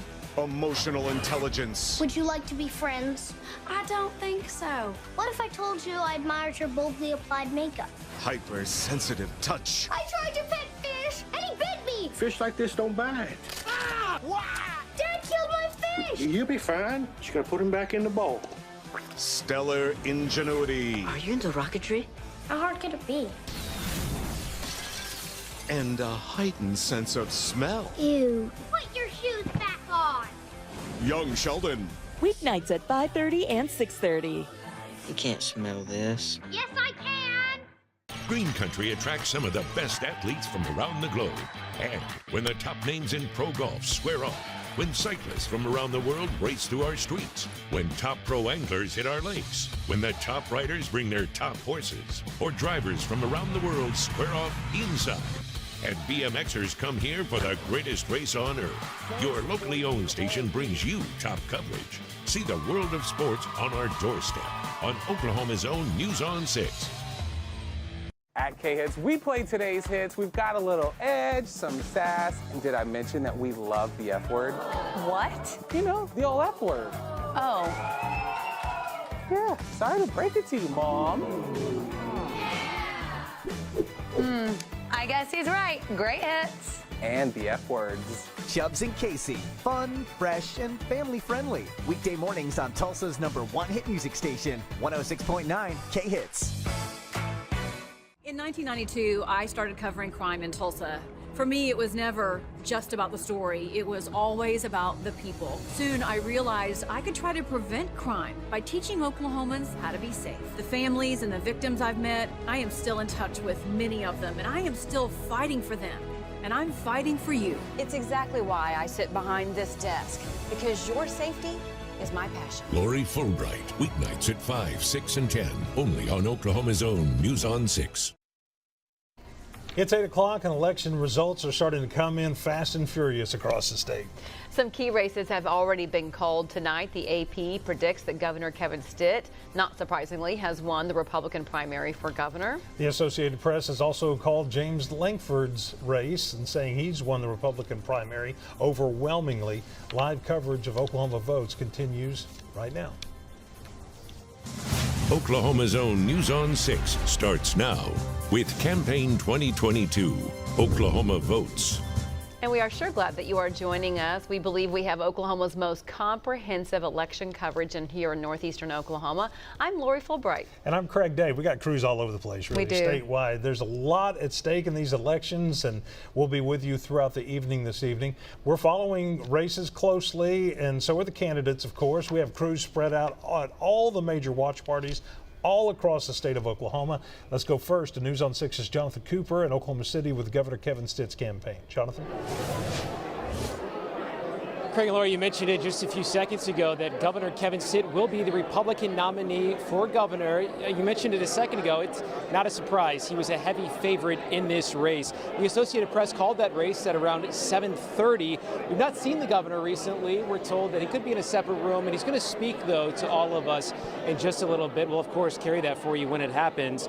He was facing, though, 3 challengers in the Republican race. Joel Kinsell, Mark Sherwood, and Moira McCabe were all hoping to get the Republican nomination. Stitt, though, needed just 50% of the vote to avoid a runoff, and he got just that. I'm looking at a poll right now. It says he's getting 67.3 of the vote as we speak, so he definitely has gotten that 50%. We spoke to the governor earlier tonight. He says he has grown a lot as a leader over the past 4 years. He praised his administration and lawmakers in getting teachers a pay raise in 2019. He also talked about what they've done for rural schools. He was asked about what some have called his contentious relationship with Oklahoma tribes. He said that perception is exaggerated by the national media and that he supports tribes and is very proud of his Cherokee heritage. Stitt says he does not want 6 different jurisdictions across the state in wake of the Supreme Court's ruling on tribal jurisdiction. And this is what he had to say earlier tonight if he gets reelected in November. And as we mentioned, he's already halfway there. Having a great conversation with Oklahomans about the direction that they want our state to go. And I'm confident that Oklahomans love the direction that we're going. Now, there is a lot of people at this watch party, several hundred people, and there's a lot of excitement with them. It's not just the governor that they are here supporting as a watch party. They're also supporting Attorney General John O'Connor, Secretary of Education Ryan Walters, who's running for state superintendent, and then Congresswoman Stephanie Bice. They are all here as well. So their focus is on them next. We expect to hear from the governor in just a little bit. We'll carry that for you when it happens. But for now, reporting live in Oklahoma City, Jonathan Cooper, Oklahoma's own News on 6. Thank you, Jonathan. Well, of course, for the Oklahoma Democratic Party, former state senator Connie Johnson is taking on State Superintendent Joy Hofmeister for governor. News on 6's Brian Dorman continues our live team coverage from Oklahoma City. Brian? Yeah, good evening, Craig and Lori. Still too early to call on the Democratic side with right now 13% of precincts reporting. A considerable lead, though, for State Superintendent Joy Hofmeister, 63% to Connie Johnson's 36%. Those numbers, the latest numbers according to our own numbers at newson6.com at this hour. It'll be very interesting to see how voters vote on the Democratic side of this primary. At 70 years old, you have a career politician in Connie Johnson up against a second-term state superintendent. Supporters here tonight telling me there's a couple of dozen that have gathered here at this restaurant for the watch party tonight in Oklahoma City. Supporters telling me they like the way that Joy Hofmeister handled the teacher walkout, pay raises, the pandemic, and the overall betterment of education across the state of Oklahoma, especially when it comes to a focus on STEM programs and better preparing high school students for college and trade schools. Supporters say her track record proves that she is qualified to run the state. Now, critics are not so thrilled with the way that the state superintendent handled the pandemic, saying she waited far too long to get students back to in-person learning. There's a loud debate, as you know, over masks in schools, and in their opinion, she is not ready to run the state of Oklahoma. It'll be fascinating to see how voters respond to Hofmeister's Republican Party switch as well. That happened in the fall. Will that play a factor in her support either way, either tonight or come the general in November? And as we know, historically in years past, our state leans Republican, but when it comes to governors, it tends to go back and forth. In fact, our last Democrat to serve our state was Governor Brad Henry from 2003 to 2011. Also, it has been a while, but the scandal of 2017 is not easily forgotten. The state superintendent was facing felony charges for violating campaign finance laws and conspiracy to commit a felony. Those charges, as you know, were dropped, but the mugshot and the video of her being booked in and the press of it all, that does not easily go away. And sometimes those scandals have a way, even with the slate wiped clean and charges dropped, still can creep back in when folks showed up to make their votes known. We will be here, of course, all night in Oklahoma City at Joy Hofmeister's watch party and continue to watch these returns. Again, still too early to call, but a considerable lead here at this hour for Joy Hofmeister. Craig, Lori, back to you. All right, Brian, thank you very much. Two third-party candidates for governor will also be on the general election ballot in November. Irvin Yen is a doctor and represented Oklahoma City in the state Senate until 2018. He is running as an independent, and the Libertarian candidate for governor is Natalie Bruno, a businesswoman from Edmond. Now to what is possibly the biggest race of this election cycle, the Republican primary to fill Senator Jim Inhofe's seat in the U.S. Senate. A large field of candidates competing in this race. Let's go to the results right now. We're just showing you the top half of the results. Markwayne Mullin, 46% of the vote with 40% of precincts reporting, followed by former Oklahoma Speaker of the House T.W. Shannon at 17%. Boy, this was going to be an interesting one as those results come in because, of course, the winner has to get 50% to avoid a runoff election in August. So everybody's watching this race pretty closely. Pretty closely, that's right. We're going to check in with News on 6's Emery Bryan from Markwayne Mullin's campaign. Emery? Well, and I spoke to the congressman just a few minutes ago, and he wasn't sure if he would make it out of tonight without a runoff. He thinks with just that many people in there, 13 people in the race, that it's very likely that he wouldn't get 50%. And so he's fully expecting a runoff, but of course would be overjoyed if he got away without one. You know, it's hard to imagine that somebody running for Senate now in a leading position, both with the early votes and in the polling of the last few months, was a political unknown. And 10 years ago, when he started running for the Congress, he was the owner of a plumbing business, the commercial pitchman for that business in Tulsa. So very familiar to television viewers just from television commercials about a plumbing business when he decided to run for Congress. And of course, he's served now 5 terms in the Congress. He had a safe seat. He could have been reelected pretty certainly, but he decided to run for Senate. A few minutes ago, I spoke with him about why he wanted to take on a new campaign, a new race for the U.S. Senate. I think if we can take Oklahoma values into Washington, D.C. and influence Washington, D.C. and not let them influence us, you're going to see this country move in the right direction. If he finishes in the top 2, he would go to a runoff. That would be in August. If he wins outright, he would go to the November general election and face the Democratic nominee there. He is running in this special election for the remainder of Jim Inhofe's term. That's 3 years. So even if he wins this race and wins in November, he would be campaigning and running again pretty soon, even though it's a U.S. Senate race. Reporting live in East Tulsa, Emery Bryan, Oklahoma 6. TW Shannon is also in this race. It's the second U.S. Senate race for him. News on 6's Grant Stevens joins us live from Oklahoma City with that campaign. Grant? Well, a lot of people here in Oklahoma City doing what I'm doing right now, just constantly looking down, checking my phone, seeing if that extra 4 or 5% is going to go to Markwayne Mullin, or if we can get just a few more votes for TW Shannon. If TW Shannon is able to capture just a few more, or able to take just a little bit more away from Markwayne Mullin, we could be seeing a runoff election. We'll be waiting on that. Right now, the mood is still pretty light here. Things are still doing pretty good. Music is playing. You can probably hear that in the background. So people have not lost hope here just yet. And TW Shannon thinks he really does have a shot. When he lost that election in 2014 for another Senate seat, he says things were different back then. America was different back then, and he believes that this is his year. This could be his time to shine. Here's what he said when we asked him about his values. We need somebody who understands that in order to make America great again, it starts with, asking the question, what made America great to start with? And it's what I call the 3 C's. It's capitalism, it's Christianity, and it's the Constitution. He believes those 3 things will hopefully get him just a few more votes. Again, it could be up in the air for a little bit longer. Checking my phone just to see. That's what we're all doing here. That's what we'll be doing throughout the rest of the night.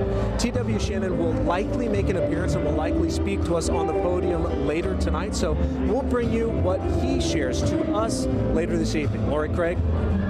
All right, Grant, thank you very much. Luke Holland was endorsed by Senator Jim Inhofe in this race. Holland is a Bartlesville native who served several roles on Senator Inhofe's team before being promoted to Chief of Staff in 2017.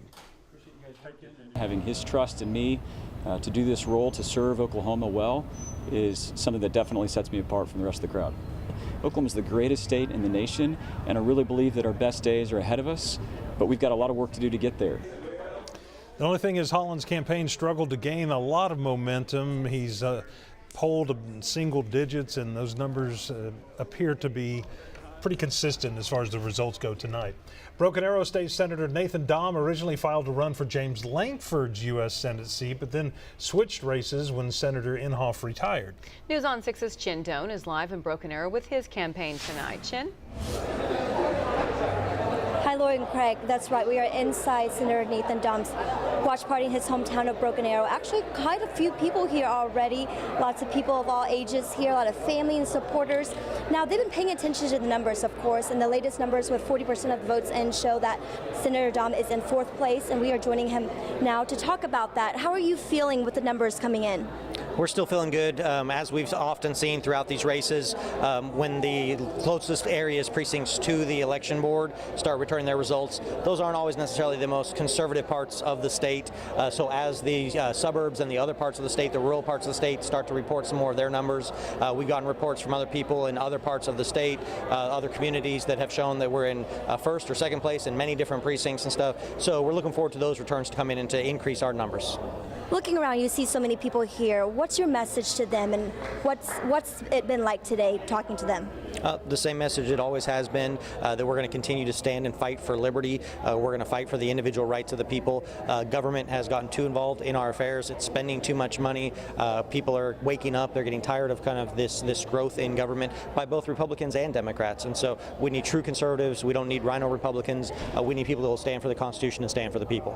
We've talked about, your priorities if you were to win this election. Now, what happens if it's the opposite? What would be next for you? I'm still continuing to fight for the people. I mean, that's what I've done for the last 10 years. I will always go wherever God leads me, wherever I can best serve the people. Anything else you would like the public to know? It's been an honor to serve in this capacity. I look forward to serving in the next capacity as well, and continuing to fight for their rights, to advocate for godly principles and return to what made our country great, biblical principles and our Constitution. Senator Dahm, thank you so much for your time. Again, with 40% of the votes in, Senator Dahm is in 4th place, and we'll continue to monitor this campaign. Back to you. Thank you, Chin. Well, Scott Pruitt was one of the last candidates to enter this race for Inhofe's Senate seat. Over his 20-year career, he has served as a state senator in Oklahoma, the Oklahoma Attorney General, and most recently, he was the head of the EPA under President Donald Trump. And I commit to you this: if you send me to Washington, D.C., I will work to solve problems not only for Oklahoma, but for this country, with a sincere heart, lawmaking, legislating to find solutions, and doing so in civility. Now, Pruitt says he spoke to former President Trump before he decided to run for this race. The former president has not endorsed anyone for this race. The winner of this race will face former Oklahoma Congresswoman Kendra Horn in the general election in November. Horn represented Central Oklahoma as a Democrat for one term before she lost re-election to Congresswoman Stephanie Bice. Horn was the only Democrat to enter this race. We're going to have more of our team coverage in just a moment as we follow the race for Oklahoma's other open Senate seat. We'll be right back.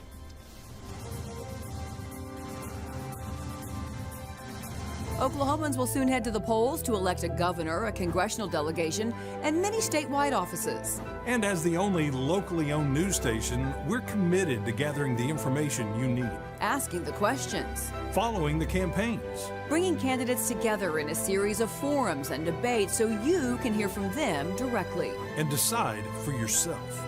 The most comprehensive election coverage, only on your locally owned station.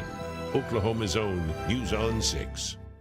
Locally owned means the best in the sky for you. With Osage Sky News 6, the only full-time news helicopter in Tulsa, covering breaking news like no other station. Pilot Dustin Stone shows you the perspective you won't get anywhere else. And in severe weather, News on 6 has 2 storm tracking helicopters. There's 2 of them right there. To help keep you safe and keep you informed. Osage Sky News 6, only on Oklahoma's own News on 6. I was thinking we could bust out a little robotic rap. This is more than theoretical. It's for real, not hypothetical. One show will make your night comical. And the fun so astronomical. It's only logical. Big Bang Theory. Watch it all the time. Zingo. So robotic and a bit neurotic. Part mechanical. Totally hysterical. And just in case you forgot, you're in my spot. The Big Bang Theory. Weeknights on Tulsa CW. Our roots are deep in Oklahoma soil. Our company's been growing here for more than 100 years. From the days of Indian territory through 2 world wars, we supplied food. And as the first lights of television flickered, we began sharing news with you so you could see our history as it was being written. We've been with you, Oklahoma, through it all. That's why we will always work to keep you safe, informed, and entertained. We are Oklahoma's own News on 6. Well, James Lankford was first elected to the U.S. Senate after Senator Tom Coburn retired in 2014, and this year he has been challenged in the Republican primary by Joan Farr and Tulsa pastor Jackson Lawmeyer. But as we now know, the AP has called that he has won this race tonight. Pretty much the first race of the night in Oklahoma yes, that was called, and it's overwhelming. 51% of the precincts reporting James Lankford with 69% of the vote. So an overwhelming win here in this Republican primary, and then he'll go on to compete in November as well. And that's kind of what was expected based on the early Yeah. polling numbers that we saw. We're going to go live now to News on 6's Amy Slanchik, who is with the senator's campaign in Oklahoma City, and he spoke just a few minutes ago. Amy. Lori and Craig, yeah, his victory speech lasted about 10 minutes, wrapped up probably about 20 minutes ago. And it's our understanding he will not be giving any interviews tonight.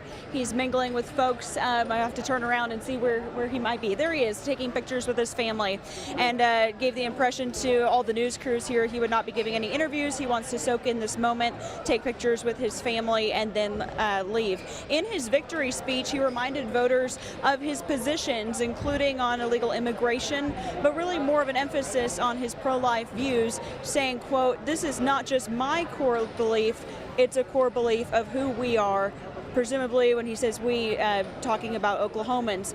You recall just a few days ago when Roe v. Wade was overturned, Senator James Lankford said he was overjoyed, and he really emphasized those beliefs once again tonight. He also talked about the people we disagree with. He said, those are his words, the people we disagree with are not our enemy, that we have to hate, we have to engage. So going in with an attitude of, if he returns to Washington, if elected in November, to engage with the other side rather than make them out to be the enemy. Now, if elected in November, he'll serve another 6-year term, keeping him in office until 2029, when you consider that new term, if elected, would begin in 2023. Craig and Lori.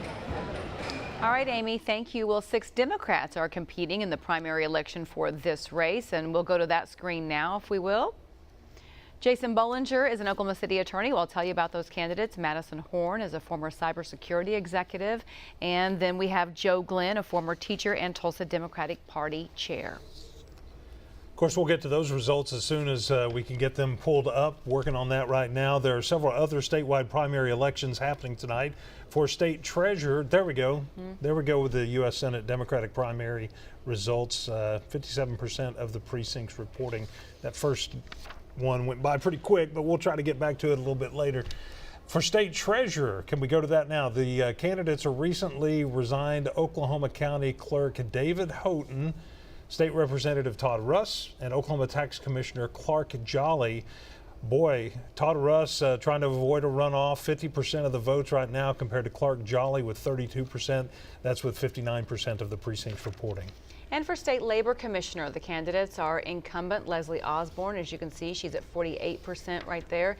Sean Roberts, Hominy state representative, and Keith Swinton, who ran for the same position back in 2018. So 48%, 38%, and 14% there on your screen. That's going to be another one to watch to see if they avoid a runoff as well. Currently in the Republican primary for the Oklahoma Corporation Commission, the leading candidate is Kim David with 41% of the vote.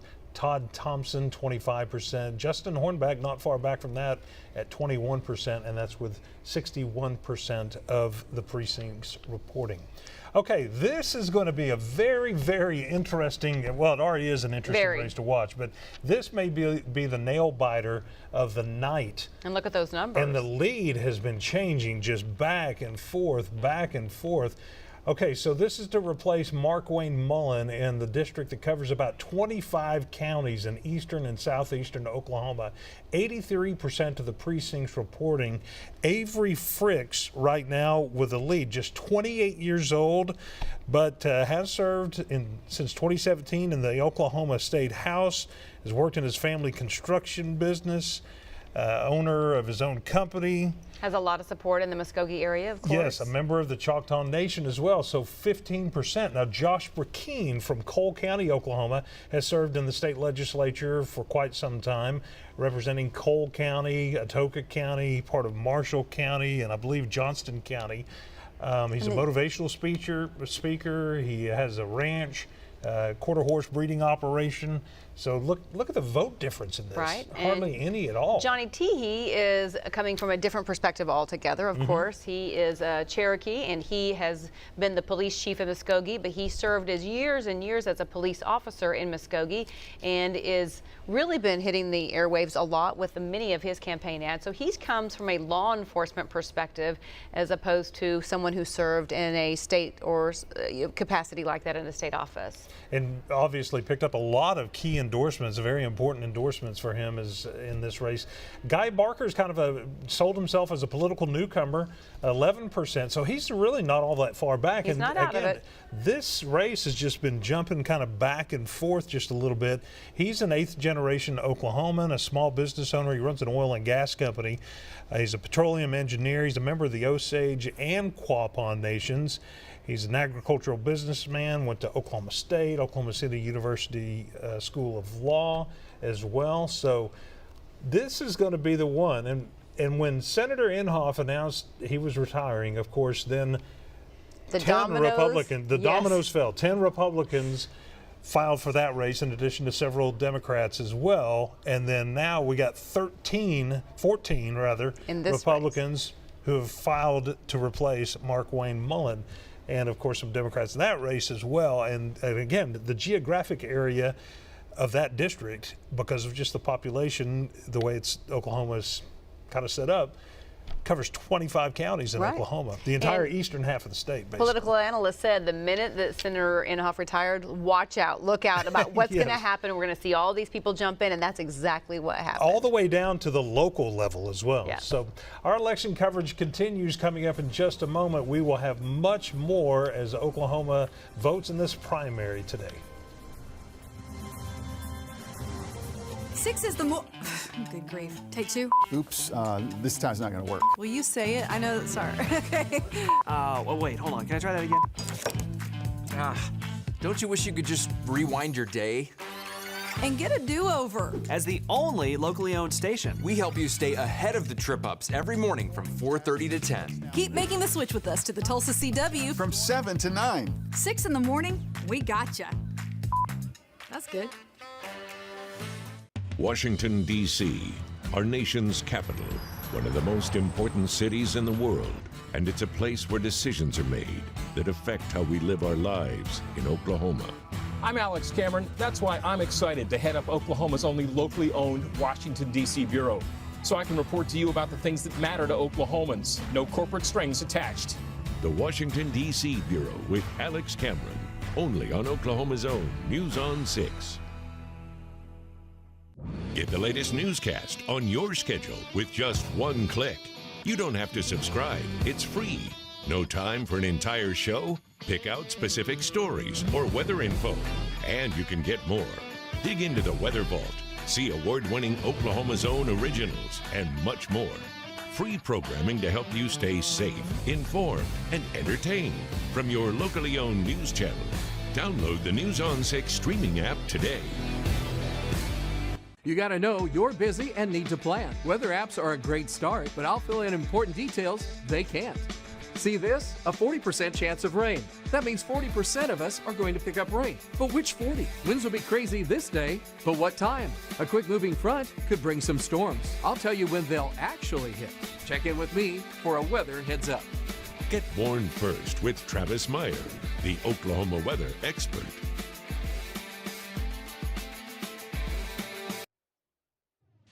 Campaign 2022, Oklahoma votes.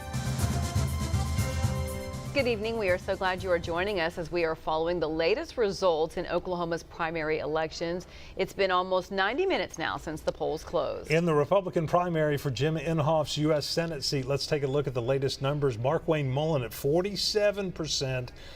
64% of the precincts reporting, so getting awfully close to that 50% mark to avoid a runoff. Former Oklahoma State Speaker of the House, T.W. Shannon, at 16%.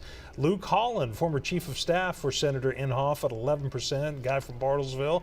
And Nathan Dahm, who served in the state Senate, at 11%. But it's going to be interesting what happens next with where these new numbers come in, what part of the state they come in from, and what kind of volume they come in. News on 6's Emery Bryan is live with Congressman Mullin's campaign tonight. Emery? Well, we're over at the Stokely Event Center in East Tulsa, where Congressman Markwayne Mullin was out here a few minutes ago with some of his supporters. He's now in a back room watching these results, watching, I'm sure, with some interest, this what appears to be a very lopsided vote at this point, but not enough to win the nomination outright and avoid a runoff. And he said earlier he wouldn't be too surprised if he had to go to a runoff just because of so many people being in the race, 13 people. Mullin, of course, has 10 years of experience in the U.S. House, starting out as a political unknown, but then going for 5 terms in the Congress. He said he'd like a larger role, to be a little more influential up in Washington. And so when he heard that Senator Inhofe was retiring, he decided to go for that remaining 3 years of his term. If he's the Republican nominee for this race, of course, he'll have a great advantage going into the fall in a state with mostly Republican voters. Mullin said that he would not be surprised at all if he had to go to a runoff tonight, but at this point, very close to winning the nomination outright. Reporting live in East Tulsa, Emery Bryan, Oklahoma's own News on 6. And News on 6's Grant Stevens is live with former Oklahoma House Speaker T.W. Shannon for a quick update. Grant? Yeah, the big question here, Lori and Craig, is where these next votes are going to come from. There's still a couple counties that haven't reported yet, right around near Lawton, where T.W. Shannon is from.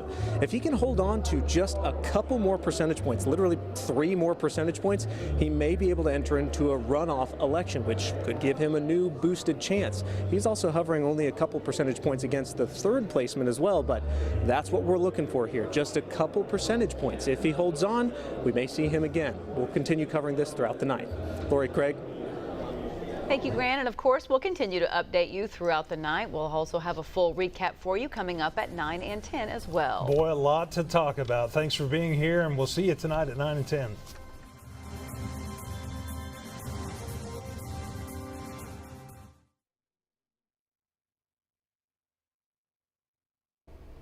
And welcome back to our live team coverage of the primary elections in Oklahoma.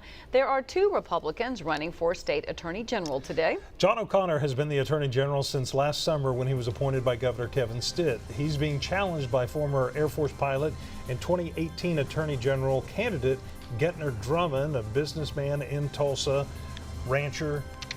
Gentner Drummond with 53%. This race has tightened up significantly from earlier this evening. Gentner Drummond with 53% over current AG John O'Connor's 47%. That's what 68% of the precincts reporting. And again, we don't know at this point where some of these votes are coming in from, but John O'Connor's a Tulsa attorney, Gentner Drummond's a Tulsa attorney, so not really sure if the location of these votes coming in really is going to be a significant factor in this or not. News on 6's Brooke Griffin is live in Oklahoma City with John O'Connor's campaign. Brooke? Well, you know what, guys? This is really an interesting place to be tonight because there is not just one watch party here at the First National Building. There are actually 4. So here tonight at the First National Building, this is all supporters of Governor Kevin Stitt. We have supporters of course, Attorney General incumbent John O'Connor, but Stephanie Bice's watch party and, of course, Ryan Walters for State Superintendent, I believe it is also here as well. So there are over 100 people here easily tonight, packed into the First National Building here in Oklahoma City, just waiting to see if they can find out if the person that they're supporting tonight will in fact grab that nomination and then head to the general election in the fall. But the interesting thing about O'Connor's campaign tonight is that he says he is, of course, the 19th Attorney General. He was appointed by Governor Kevin Stitt last year after Mike Hunter ended up resigning last summer. Now, Gentner Drummond is the person that he is running against for that Republican nomination this evening. Gentner Drummond only lost by 271 votes whenever he ran against Mike Hunter in 2018, so even that was a close race at the time. Now, O'Connor says that he assumes tonight will be just as close, but he is, of course, hoping that he is going to snag that nomination. But he says that he is running on true conservative values. He says that's the platform that he has began with. He says that's the platform he has stuck with, and that's the one that he is going to bring into the office, he says, if he is elected in the fall. But he says he hopes that Oklahomans understand that, and that is what they want. So he said that every vote this morning whenever we spoke with him counts, and he just hopes that it goes in his favor this evening. Back to you, Craig and Lori. All right, Brooke, thank you very much. Well, Gentner Drummond's team has high hopes, of course, to win this election night since he did not win the last time he ran. Right. News on 6's Shannon Russo is live in Tulsa at Gentner Drummond's watch party tonight. Shannon?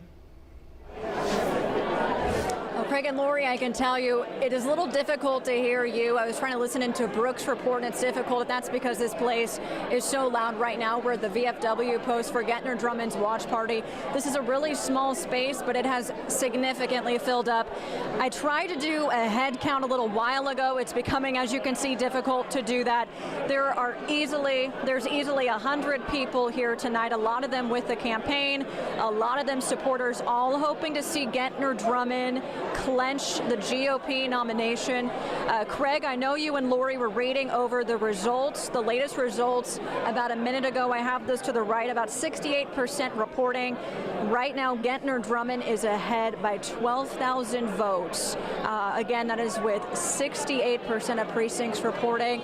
So he's in the lead, and this is something that we saw from a News on 6 poll, our exclusive News on 6 poll with Sooner Poll, which we conducted earlier this month.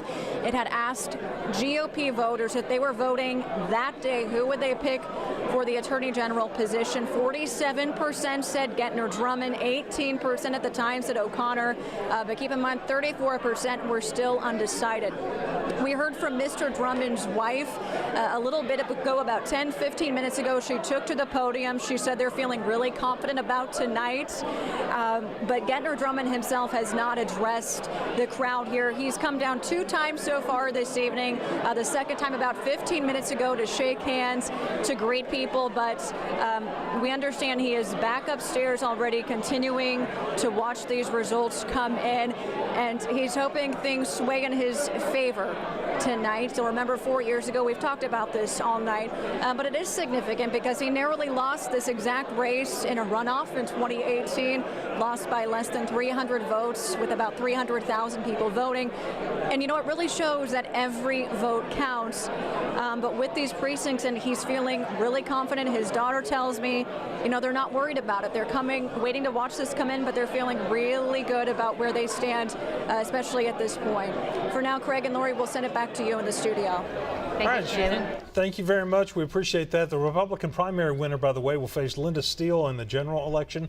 Steele's an Oklahoma National Guard veteran and is running as a Libertarian. No Democrats filed to run for state attorney general this go-round. So before we move on, let's check in with some of the biggest races of the night. So in the Republican primary for Oklahoma governor, of course, we've already seen that Governor Kevin Stitt at 68% declared the winner tonight over those other candidates. On the Democratic side of that same race, the Democratic primary, we're going to take a look.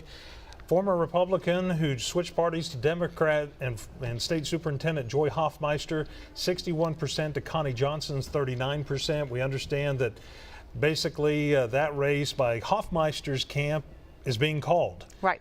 She's the winner according to her camp. She's in the process of calling Connie Johnson and then is getting ready to speak to her family, friends, and supporters coming up in just a little bit. And we hope to go to her watch party in Oklahoma City and bring you those comments coming up in just a little bit. Right. We expect her to speak in about 10 minutes, so we'll have that for you. And in the Republican primary for Jim Inhofe's U.S. Senate seat, as you can see, Markwayne Mullin now at 46%, T.W. Shannon coming in at 17%, Luke Holland 11%, Nathan Dahm, former state senator, 73% of the precincts reporting in that race right now. And we'll get to that second congressional district because we want to keep watching that because it's awfully close right now. We'll get to that coming up in a little bit. Voters in 3 counties are deciding whether to approve Sunday liquor sales. In McIntosh County, let's take a look at the results if we can. Take a look. There we go. McIntosh County, 52% yes, 48% no, with 75% of the precincts reporting. So still very close and really too close to call. There's another county in our area, a couple more actually, Nowata County. There you go. Same question, 59% yes, 41%. The county commissioners there say it would keep more sales tax revenue in the community, but many others have concerns about selling alcohol on Sundays. In Okmulgee County, let's go to those results. Same question, 85% of the precincts reporting there, but still a very, very close race right now. What, about 155 whatever votes, something like that, according to my eyeball math there, separating the two, 52% to 48% in Okmulgee County. So still a ways to go with 85% of the precincts reported. And of course, the big race that we've been talking about all night tonight is after, as well, Congressman Markwayne Mullin runs for U.S. Senate. The race to replace him in the House of Representatives is by far the most crowded ticket of the evening. News on 6's Ashlyn Brothers joins us now with a closer look at this race and what's happening right now. 14 candidates in this one, Ashlyn, and that's just on the Republican side.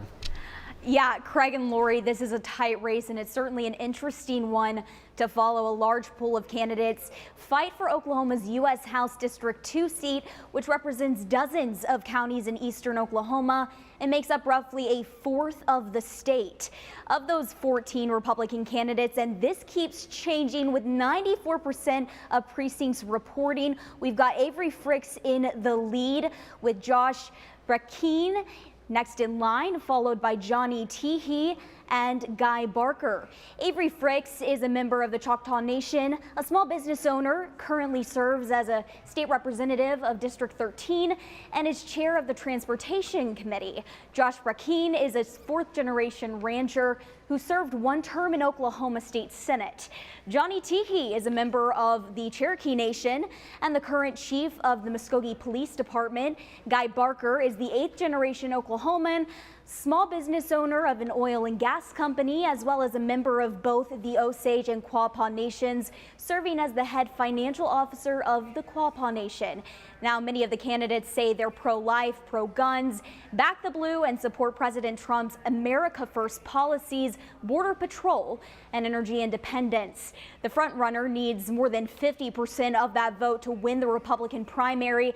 And with Fricks, who's in the lead right now, only having 15%, it's looking like the top two candidates tonight will have a runoff in August before facing the Democratic and independent candidates in the November general election. Ashland Brothers, Oklahoma's Own, News on 6. All right, Ashland, thank you very much. Let's go back to those numbers for just a moment so we can point out a couple of quick things as far as how close this particular race is. And it's kind of swapped places, some of these candidates, a little bit. Look at this. Okay, so like less than 500 votes, right? I don't know. About 500 close. votes. Yes, yeah. Close to 500. You're the math whiz, not me. Avery Fricks, 28 years old, from Muskogee. Josh Brakeen from Cole County. Those are the front runners. A rancher, motivational speaker, served in the state legislature. Johnny Teehee, very close. In it still, not very far away. Of course, a police chief in Muskogee, a police officer in Muskogee for many years, detective up through the ranks to finally being chief there. 30 years, yeah. And so one of the keys in this district with 25 counties is to win Muskogee, Claremore, Durant are three of the bigger cities that are located within this district. Avery Fricks from Muskogee, Johnny Teehee from Muskogee, Josh Brakeen, not too far away from Durant, a little ways, but also pretty well known in Republican circles as well. So, man, this could go anywhere, but we're definitely looking at a runoff in this race come August. And then the Democratic side of that race as well, we're probably looking at a runoff there, we're saying as well in that case. Really? All right. So, boy, a lot to keep up with tonight. And, of course, James Lankford declared winner. Governor Kevin Stitt declared a winner. Joy Hofmeister's campaign declaring her the winner. Then the next couple of things are sort of up in the air right now. They certainly are, and we'll have more on all the other state elections. We've got state superintendent still to talk about this evening. Oh, here's the Democrat side that we were talking about for that U.S. Senate seat. So Madison Horn, you see there at 34%, Jason Bollinger at 18%, Dennis Baker at 15%, and Brandon Wade at 13%. So it looks like it could be headed, as we mentioned, for a runoff in that case. That's 75% of the precincts reporting. We want to make clear that's for James Lankford's Senate seat. Because this is just unprecedented. It may not be unprecedented, but it doesn't happen very often when we have two U.S. Senate seats up for grabs at the exact same time. Certainly unusual. Which, yes, unusual, and it's caused a huge ripple effect on all these other races. And as you pointed out, the domino effect. Those started falling the minute that announcement was made. I mean, you could just see people getting into position. So it is just a fascinating campaign season. It's a fascinating night tonight to see how this is all going to turn out. But there are several key races that we're continuing to follow, as well as some bond proposals as well. Sure. About $15 million worth of bond proposals in Sand Springs that we need to get to at some point, and we will, but we'll get to that at some point. That's right. And we also have in Veneta a police chief situation going on, so we'll get to all of the important campaigns and races, we promise, but our coverage will continue after this. Oklahomans will soon head to the polls to elect a governor, a congressional delegation, and many statewide offices. And as the only locally owned news station, we're committed to gathering the information you need, Asking the questions, following the campaigns, bringing candidates together in a series of forums and debates so you can hear from them directly. and decide for yourself. The most comprehensive election coverage, only on your locally owned station. Oklahoma's own News on 6. Locally owned means the best in the sky for you. With Osage Sky News 6, the only full-time news helicopter in Tulsa, covering breaking news like no other station. Pilot Dustin Stone shows you the perspective you won't get anywhere else. And in severe weather, News on 6 has 2 storm tracking helicopters. There's 2 of them right there. To help keep you safe and keep you informed. Osage Sky News 6, only on Oklahoma's own News on 6. I was thinking we could bust out a little robotic rap. This is more than theoretical. It's for real, not hypothetical. One show will make your night comical. And the fun so astronomical. It's only logical. Big Bang Theory. Watch it all the time. Zingo. So robotic and a bit neurotic. Part mechanical, totally hysterical. And just in case you forgot, You're in my spot. the Big Bang Theory, weeknights. On Tulsa CW. Our roots are deep in Oklahoma soil. Our company's been growing here for more than 100 years. From the days of Indian territory through 2 world wars, we supplied food. And as the first lights of television flickered, we began sharing news with you so you could see our history as it was being written. We've been with you, Oklahoma, through it all. That's why we will always work to keep you safe, informed, and entertained. We are Oklahoma's own News on 6. Campaign 2022, Oklahoma Votes. Thanks for joining us tonight for our extensive election coverage as those returns are rolling in across Oklahoma. They certainly are, and they are interesting. We are, of course, following several high-profile statewide races. We want to give you a look at some of the numbers.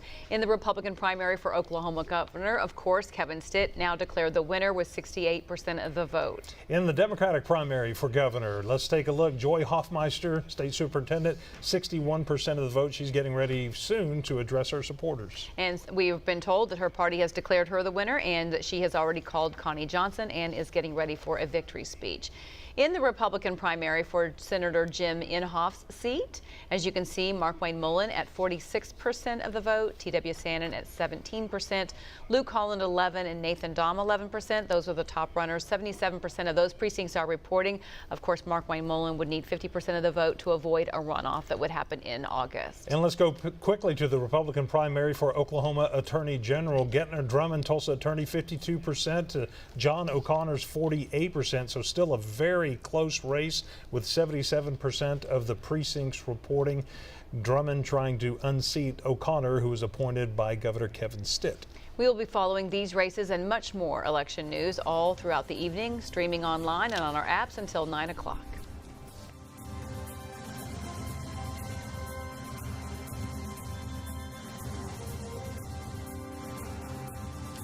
And we're continuing our online election coverage here tonight with crews all across the state of Oklahoma. Senator James Lankford was declared the victor in his race tonight, one of the first races called of the evening, just 30 minutes after the polls closed. So News on 6's Amy Slanchik is at his headquarters at his campaign party tonight, and we're going to check in with Amy.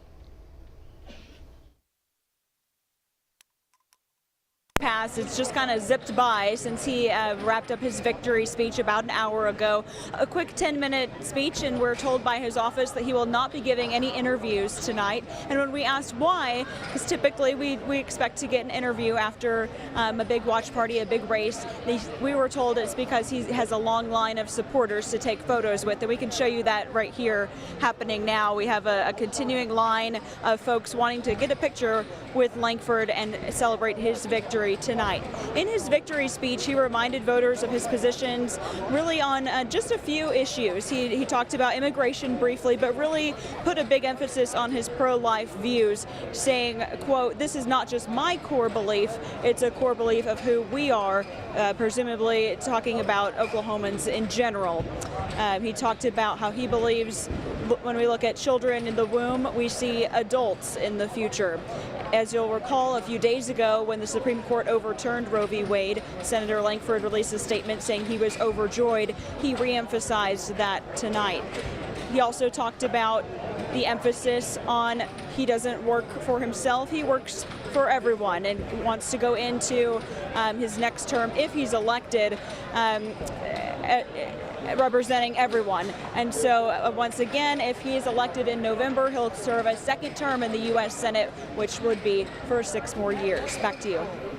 All right, Amy, thank you very much. Let's go right to Joy Hofmeister's acceptance speech. All the way to November, and I am ready to get to work. Who's ready?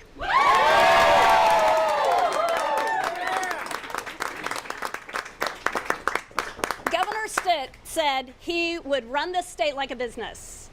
And by his own standards, that business of Oklahoma is failing. Oklahoma belongs to you. And Oklahoma is a state where our kids deserve better.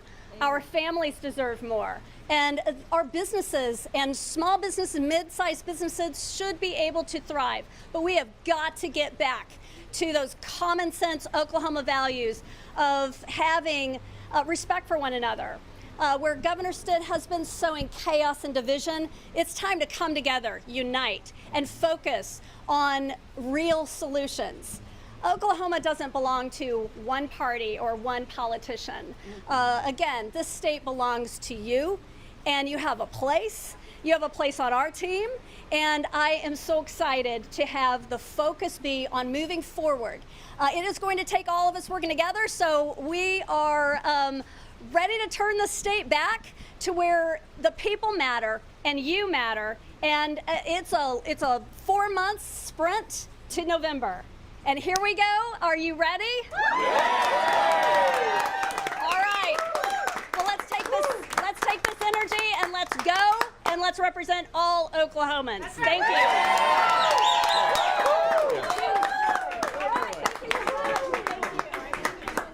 All right. Her watch party with a convincing victory tonight, 61% of the vote over Connie Johnson's 39%. So it's shaping up to be Hofmeister versus Stitt in November. And ding, ding, the bell rings. That's right. And she said it is going to be a 4-month sprint of hard work between now and then.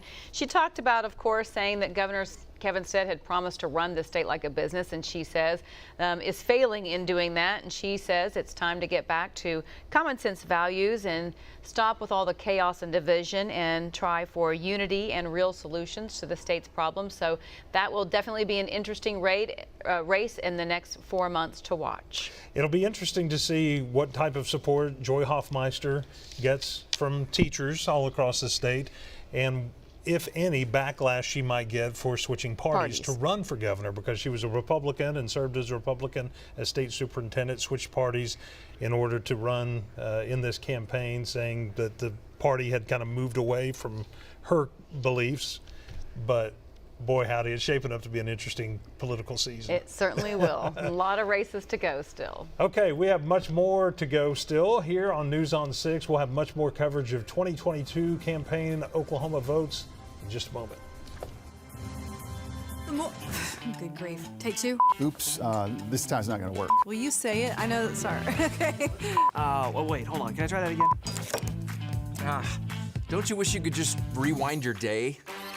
And get a do-over. As the only locally owned station, we help you stay ahead of the trip-ups every morning from 4:30 to 10. Keep making the switch with us to the Tulsa CW. From 7 to 9. 6 in the morning, we gotcha.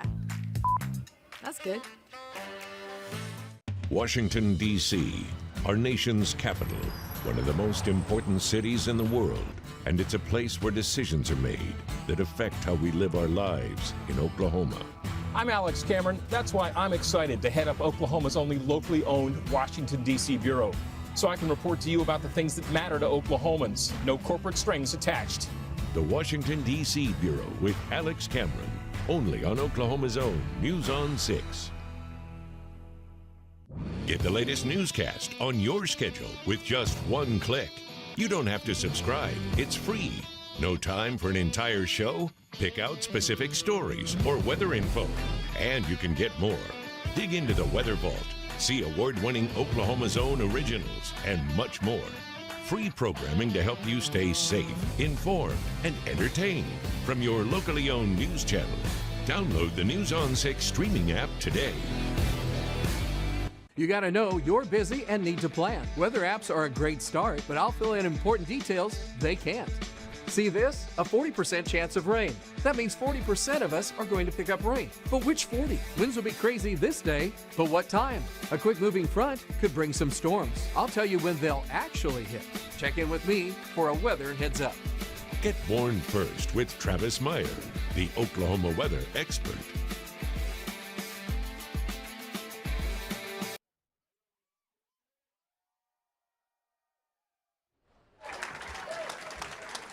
Thank y'all so much for being here tonight on an awesome, awesome evening.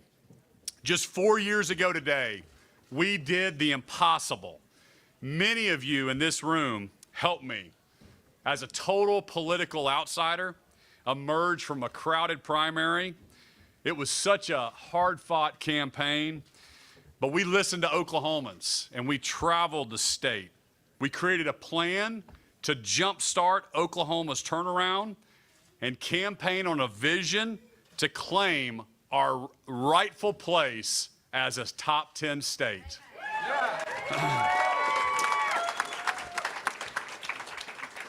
And here we are again. The turnaround is working, folks. The needle is moving in the right direction. Thank you so much for believing in this movement. Together, we have ended politics as usual. We have taken a nearly a yearly budget deficit and we've turned it into a $2.5 billion savings account. It's actually the largest in our state's history, ranked 4th in the country. We've made historic investments in education. We raised teacher pay to top in the region. We've put more money into rural schools, and we've made government more accountable to the people. We're delivering better services while keeping government small and limited.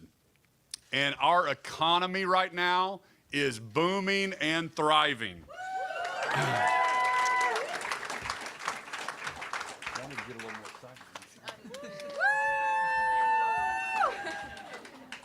We actually have the lowest unemployment in our state's history right now, and the highest labor participation. You know, we cut taxes for every single Oklahoman. We cut regulations for small businesses, and it isn't going to stop there. I could go on and on, but most importantly, we protected Oklahoma's freedoms. And, you know, and people all over the country right now, they're waking up and they are seeing and noticing the differences between a red state and a blue state. Never been bigger differences. Friends, let's keep Oklahoma red.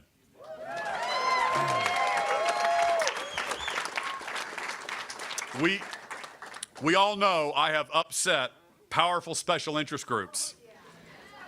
Because you know what? I will never back down. I will always stand for what's right, and I'll stand for what's going to put Oklahoma and all 4 million Oklahomans in the best situation for the next generation. They have a blank check. They have a blank checkbook, and they're hiding it in dark money groups that have spent unprecedented amounts of money against me, and really against anyone who is part of our movement. In fact, they are bankrolling a candidate against us in the general. This race isn't over. I need us all to stay engaged. We must protect our historic progress and keep this turnaround going. In Joe Biden's party, we have record high inflation, broken supply chains, lockdowns, closed schools, and you know what? I will not let that happen in the great state of Oklahoma.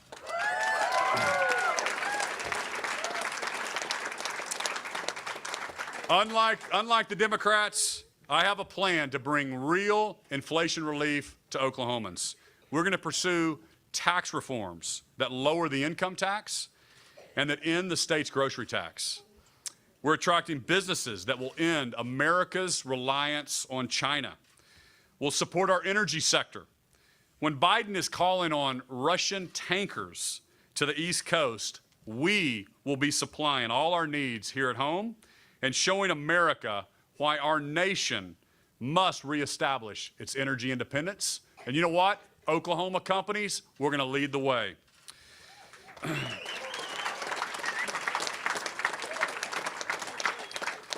In Oklahoma, we're demanding an education system that performs better for our students and our future generations of Oklahomans. We will keep pursuing reforms that empower our best and brightest teachers in the classrooms, and we will continue fighting for students to have more choice and for parents to have a voice. A big win tonight in the Republican primary for Governor Kevin Stitt as he looks to get re-elected to the position. And we know in November he'll be facing off with Joy Hofmeister. So it promises to be an interesting campaign season. We will have much more of our coverage from teams across the state coming up in just a moment on News on 6 at 9 on the Tulsa CW. We'll see you in a minute. Oklahomans will soon head to the polls to elect a governor, a congressional delegation, and many statewide offices. And as the only locally owned news station, we're committed to gathering the information you need, Asking the questions, following the campaigns, bringing candidates together in a series of forums and debates so you can hear from them directly. and decide for yourself. The most comprehensive election coverage, only on your locally owned station. Oklahoma's own News on 6. Locally owned means the best in the sky for you. With Osage Sky News 6, the only full-time news helicopter in Tulsa, covering breaking news like no other station. Pilot Dustin Stone shows you the perspective you won't get anywhere else. And in severe weather, News on 6 has 2 storm tracking helicopters. There's 2 of them right there. To help keep you safe and keep you informed. Osage Sky News 6, only on Oklahoma's own News on 6. I was thinking we could bust out a little robotic rap. This is more than theoretical. It's for real, not hypothetical. One show will make your night comical. And the fun so astronomical. It's only logical. Big Bang Theory. Watch it all the time. Zingo. So robotic and a bit neurotic. Part mechanical, totally hysterical. And just in case you forgot, You're in my spot. the Big Bang Theory, weeknights. On Tulsa CW. Our roots are deep in Oklahoma soil. Our company's been growing here for more than 100 years. From the days of Indian Territory through 2 world wars, we supplied food. And as the first lights of television flickered, we began sharing news with you so you could see our history as it was being written. We've been with you, Oklahoma, through it all. That's why we will always work to keep you safe, informed, and entertained. We are Oklahoma's own News on 6. Oklahoma's own News on 6 starts now with Campaign 2022. Oklahoma votes. Results are rolling in on this election.